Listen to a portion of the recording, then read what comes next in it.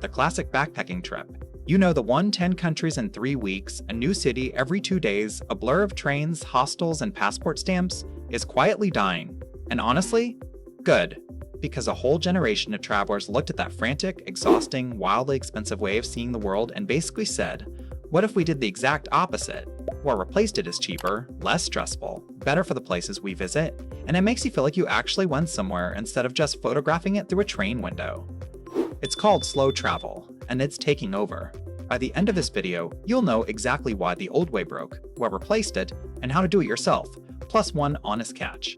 Quick note up front, if you're staying somewhere a while, check the current visa and length of stay rules first.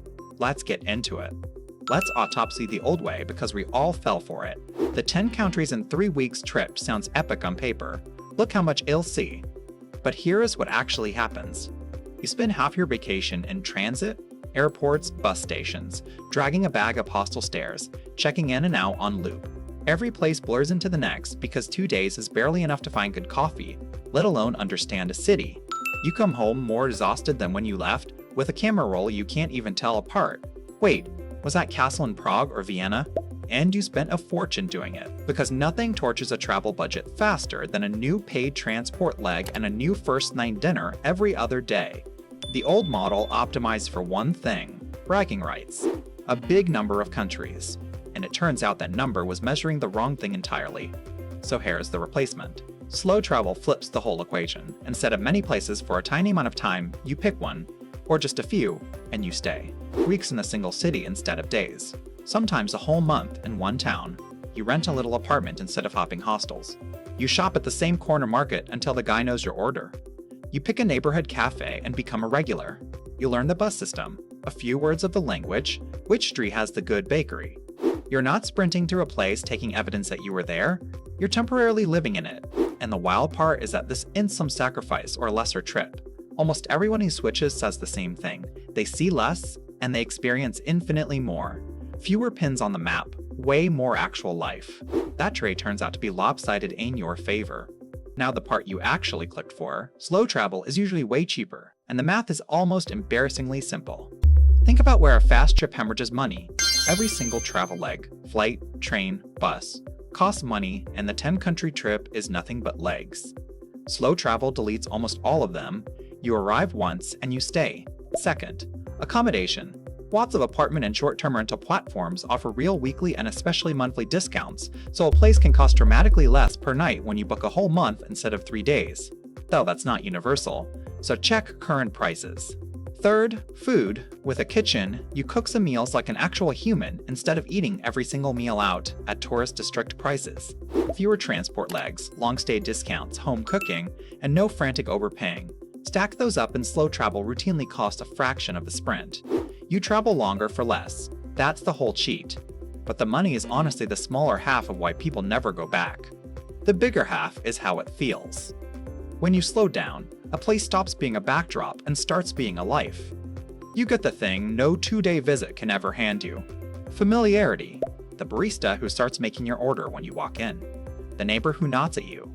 The little routines, your morning walk, your park bench, your Tuesday market that make a foreign city feel, briefly, like it's yours.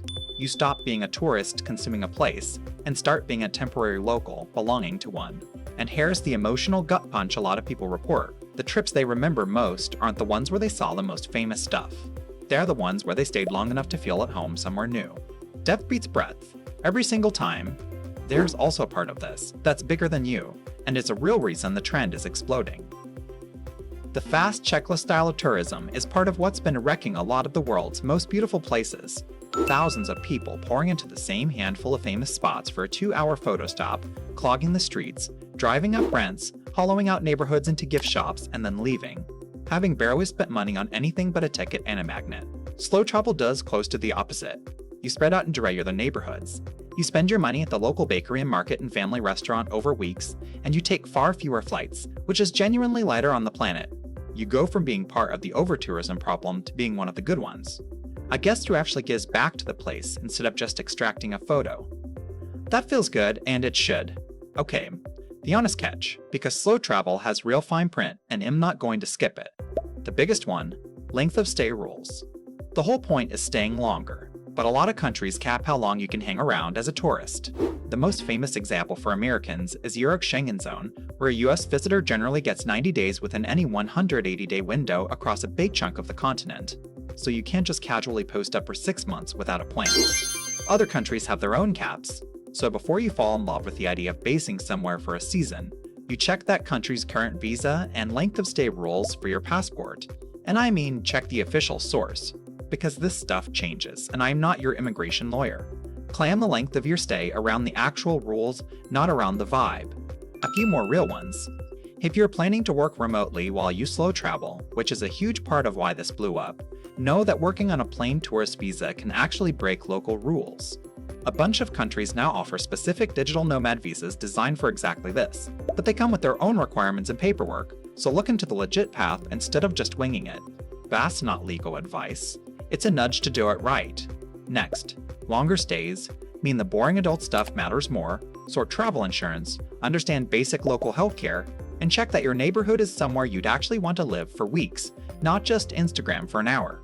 And heads up, some cities are cracking down or taxing short-term rentals because of over-tourism, so availability and rules shift. None of this is a deal breaker. It's just the difference between doing slow travel smart and doing it messy. And the last bit of honesty, slow travel isn't automatically right for every trip or every person.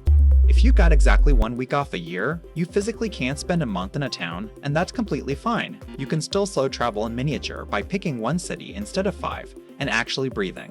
If you're the type who genuinely loves the fast, sample everything, adrenaline pace, and it energizes you instead of draining you, then honestly, do your thing. The point isn't that fast travel is evil, it's that it got treated as the only way.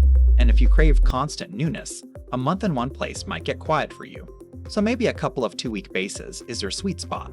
The real lesson is always go slow. It's stop letting a bragging rights number decide how you travel. Match the pace to what you actually want. So how do you actually pull off a slow travel trip?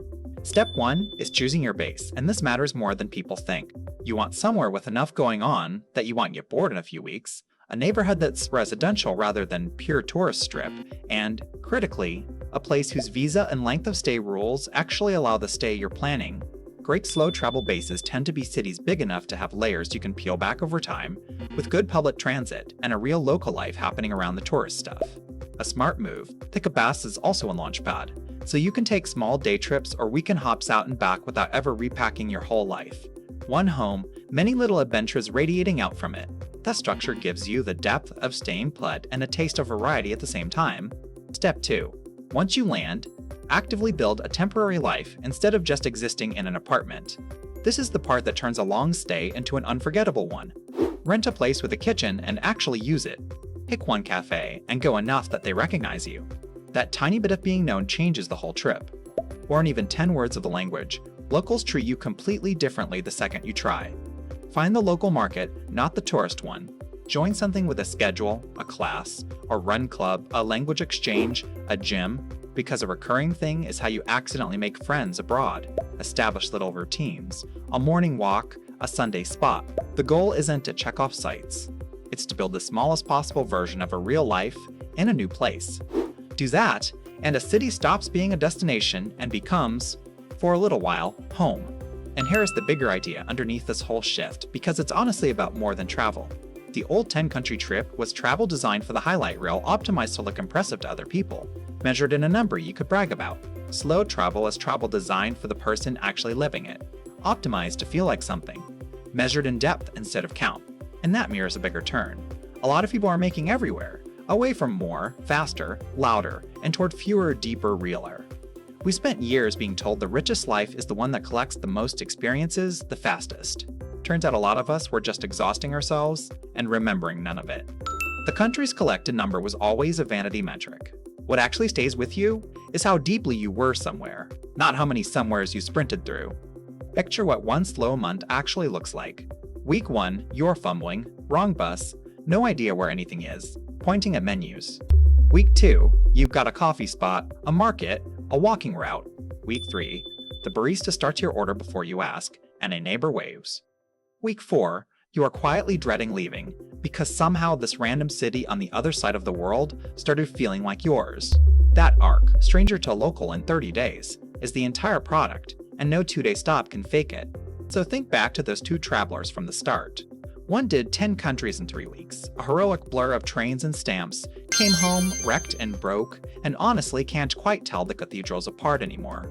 The other picked one city, rented a little apartment, learned the coffee guy's name, figured out the buses, made a couple of friends, spent less money, and came home feeling like they'd actually been somewhere, like a small piece of that place belongs to them now and always will.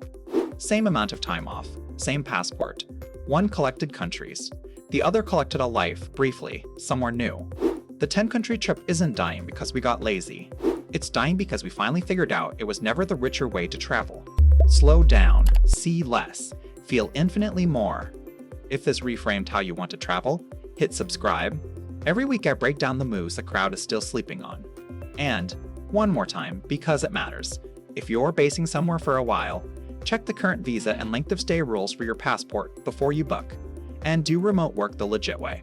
If you're new here, this whole channel is basically one big argument, that the best travel isn't the most crowded, the most famous, or the fastest. It's the forgotten visa-free country nobody talks about, the wrong season that's secretly the right one, the weekend window that's open right now, and the single town you stay long enough to love. Go binge those next. They're all on your screen. Travel smarter than the algorithm wants you to. It'll see you inside.